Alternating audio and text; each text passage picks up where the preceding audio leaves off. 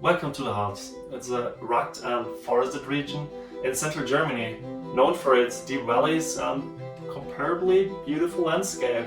It's having some high mountains for northern Germany standards, and it's one of the oldest mountain chains in the country and stretches along across three federal states, which are Lower Saxony, Saxony-Anhalt, and a small part of Thuringia as well. This time we visited part of the Harz, which used to be the Soviet Union.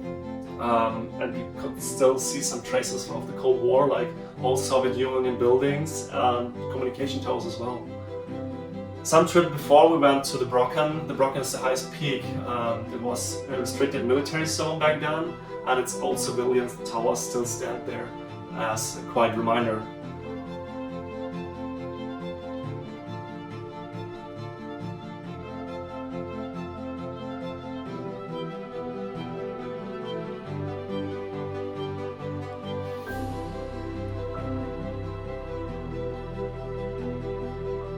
Some kind of sports which were highly promoted in East Germany, like fighting, boxing and so on, swimming as well. In general, sports which were including like just pure strength and endurance.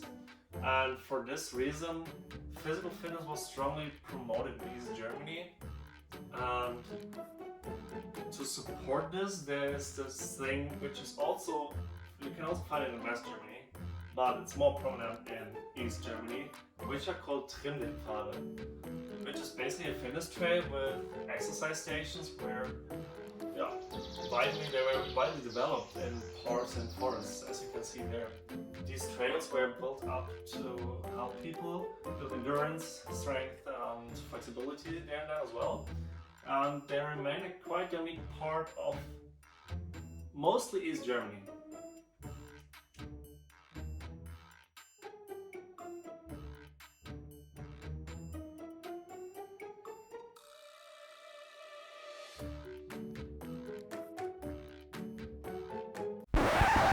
Now it's Lara's turn. Let's go. Chin over the bar. Nice. Yay!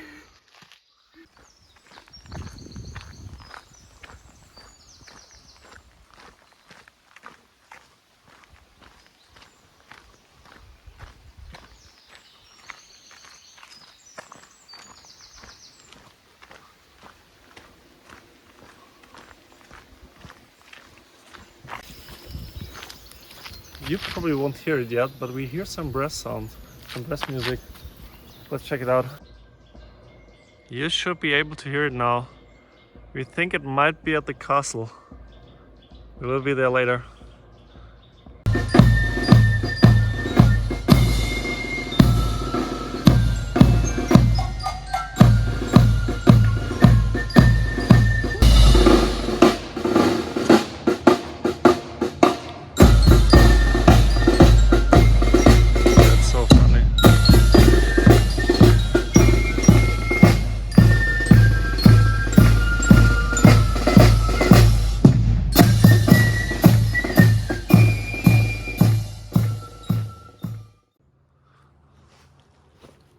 Alright, the music is not coming from the castle, we already have seen it. But now we're heading to the castle. Let's go.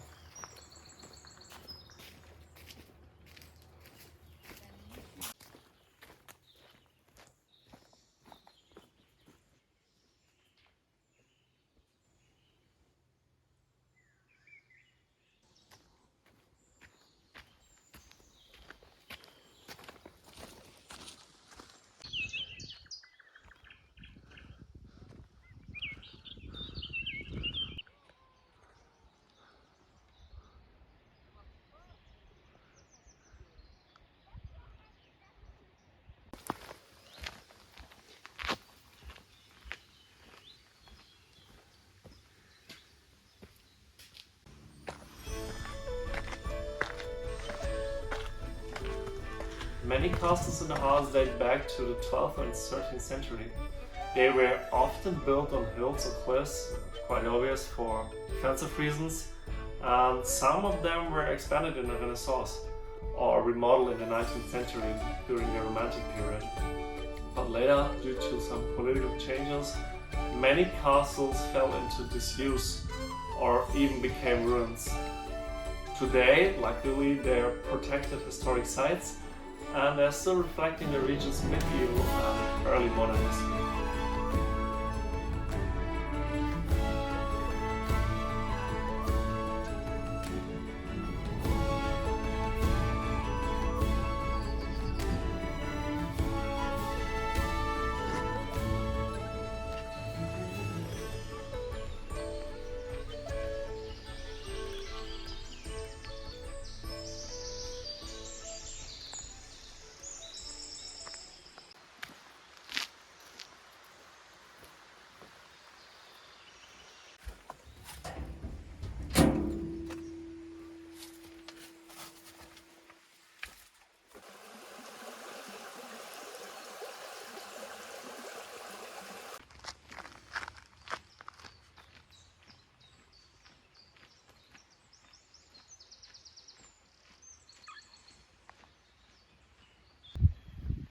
I'm pretty sure this would be a nice spot for our tent as well.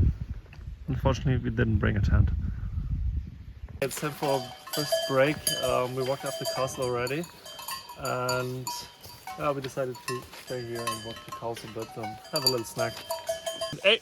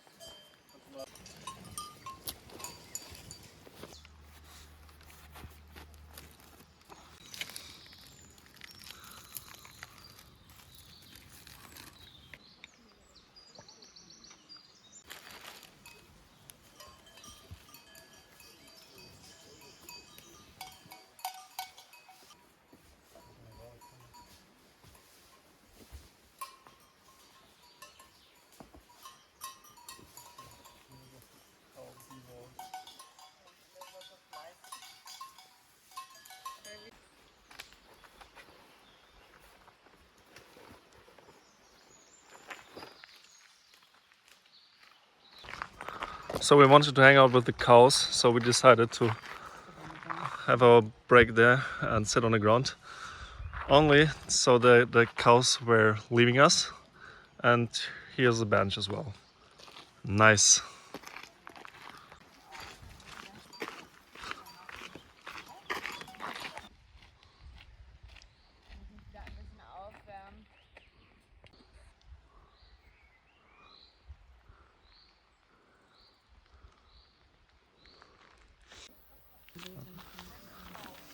This looks incredibly beautiful, especially for German standards.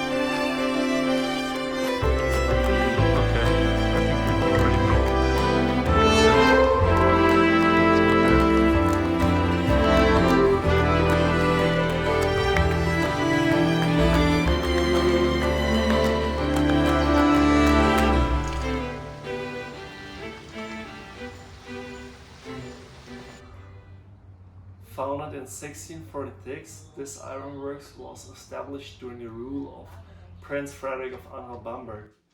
The region's rich natural resources, especially in iron ore, wood for charcoal and water power, made it an ideal site for iron production, obviously. Over the centuries, Karlsruhe produced tools, stoves, machine parts, and even some cast iron art objects. This made it become a key supplier during the industrialization of Germany. At its peak, it was one of the oldest and most important foundries in the Harz. Today, it's a preserved museum site, offering a glimpse into more than 300 years of craftsmanship.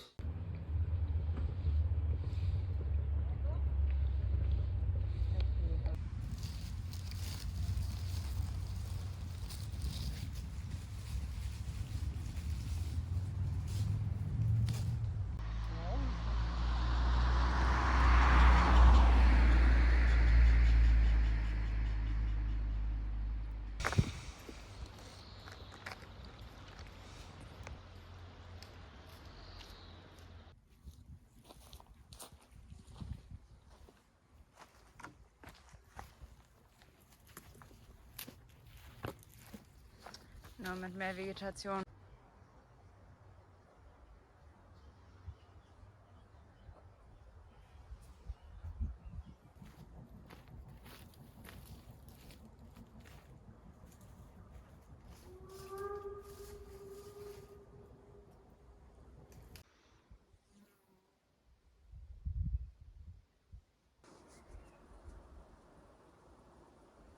I recently heard that the Harz is not having as many tourists anymore as it used to, and I don't understand. It's one of the most beautiful areas here in Germany. We didn't meet as many people as we thought, and it's surprisingly because we went to the Brocken, which is like the highest mountain here in the Harz, and it was quite crowded there. And the trip today is, in my opinion, way more beautiful, and there are not as many people. Yeah.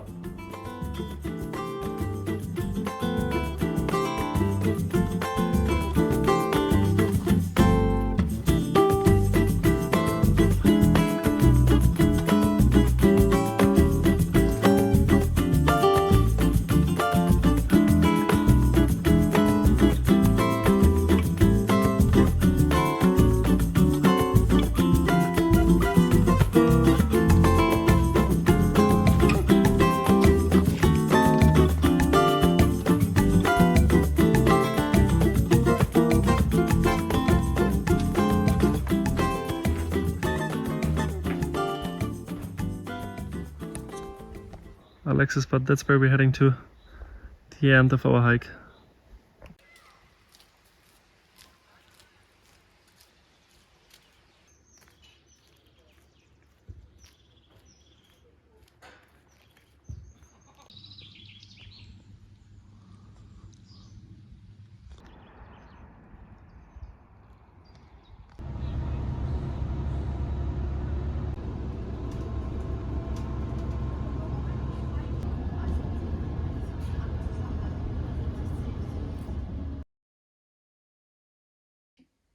That's it. We walked the section part of a bigger trail, which is around about 70 kilometers long. Today we walked 25 kilometers, but next time we will be better prepared for sure. We're gonna bring our camping stuff and probably we need like 3 days. It's not too rough or anything, it's not really steep, but still we want to enjoy and take our time. We thought about sleeping in the car, but we decided to skip it since I'm not really like fitting 100% in the car. I mean, it's possible, but we also didn't bring our mattress and so on. Yeah, I know, it's a lot of me. Anyways, the hike was really nice and we plan to complete this full 70 kilometers next time.